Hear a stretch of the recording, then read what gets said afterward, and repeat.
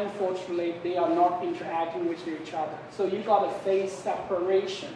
So whatever material A is material A, whatever material B is material B. So if they are not well, mixed. So that's normally you form immiscible materials. So on the second type of structures, if you could actually got the polymers inserted into the multi-layer structure of the clay particles, so basically you will form an intercalated sandwich structures. So you got layer structure, then you got polymers inserted in between layer structures, and this will form a multi-layer sandwich structures. And this kind of structure we call intercalation.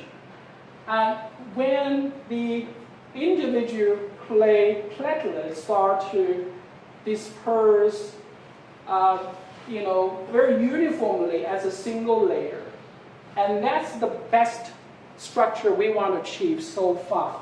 And this is called exfoliated structure.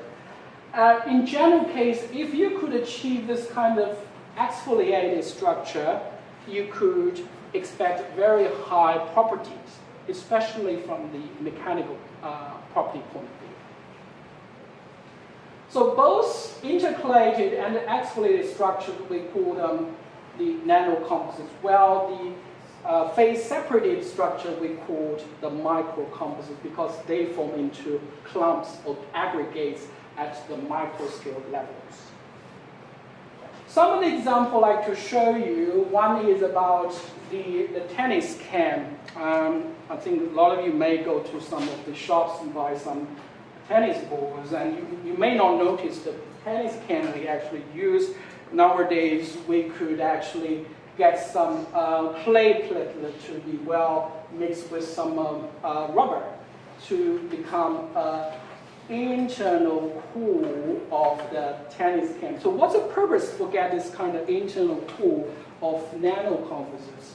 The purpose is to make sure there is little or less penetration from the outside air into the inside of the can, okay? So that you still keep the pressured air inside without any squash of this tennis can. Okay, so this is important. Rather than use the polymer layers, which normally you end up with the air flow from outside into inside with the proliferation, we could use these tiny, well dispersed clay layer structures to retard the penetration or to obstruct the penetration. This is the other area in the heat resistance. A lot of you may have experienced if you got the plastic bottles, you finish the water and you want to actually add some more hot water.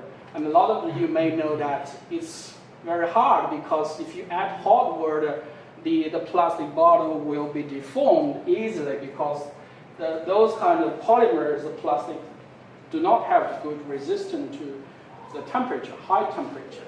So the state of our beauty here is we mix some of these nanoclay particles with the plastics, and we actually blow mold the this plastic bottles, and with sometimes 1 to 3% of the clay nanoparticles.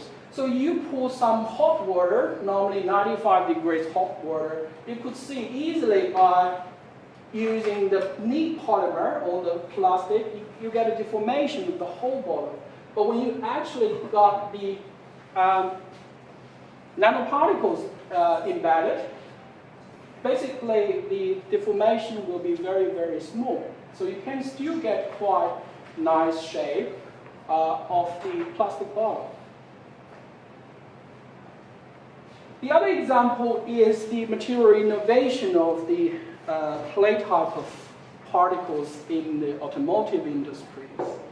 Nanoclays has been used since 1980s. The first kind of breakthrough work was developed by Toyota Research and Development Lab in 1980s. And then what they did is they used some nylon kind of polymers mixed with the clays, and then they look at their properties. They got the strength improved by 100%, modulus had been improved by 50%, so they get much better mechanical property materials than just use the nylon type of polymers. And then later on, they patented this kind of technology based on the nylon 6 clay nanocomposites. And then in 1991, Toyota actually started to use the nylon 6 clay nanocomposites to fabricate the timing belt cover. So the timing belt cover, which is quite important for the engine of the car. And then later on, in 2001, the Toyota used the polypropylene, which is one of the important engineering polymer, with the clays to make a bumper, to make the car bumper.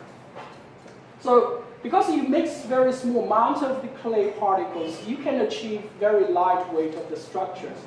Manufacturing cost-wise is still quite reasonable as you actually mix a small amount of the material for the nanoparticles. The key part, again, is dispersion. If you could achieve very good dispersion of the particles, the property always be more sound, will always be more sound. In a similar way, General Motors, back in the States, they started to commercialize the stepless system in 2002 in their GM cars. And later on, they get some door liners by using some PP clay nanocomposites. And then by 2005, they start to get all these different kind of small parts, such as sail, the structures, the center bridge of the car made of the polymer clay nanocomposites. So you can see there's a lot of interest from the automotive industries, especially to use the polymer clay nanocomposites. So finally, I just want to mention about the multifunctional benefits. The reason why we use those nanoparticles is because they could achieve multifunctional properties such as higher stiffness, higher strength, good barrier properties, and excellent heat retardancy, and reasonably good optical properties. So when you've got a material which can achieve such multifunctional properties, of course, people really want to use it and want to apply it to commercialize the real products. And that's the reason people are fascinated about the nanomaterial and nanocomposites. So this is the book I published in 2013. At that time, we got quite good of the contributing authors to work on the nanostructures, properties, application, etc. So if you're interested, I'm happy to send you the e-copy. And this is a book I published in 2015 because I'm the guy who is specializing in polymer nanocomposites. So we went ahead to look at how the nanoparticles can be effective fillers and the reinforcements to be used for the advanced nanocomposite area. And finally, I'd like to quote Professor Richard Feynman's word. There's plenty of the room at the bottom to share with you. And I hope that we all are not only fascinated by nanotechnology, by nanomaterials, we all can actually move forward to explore the innovative area in the nanomaterials. And thanks for your kind attention.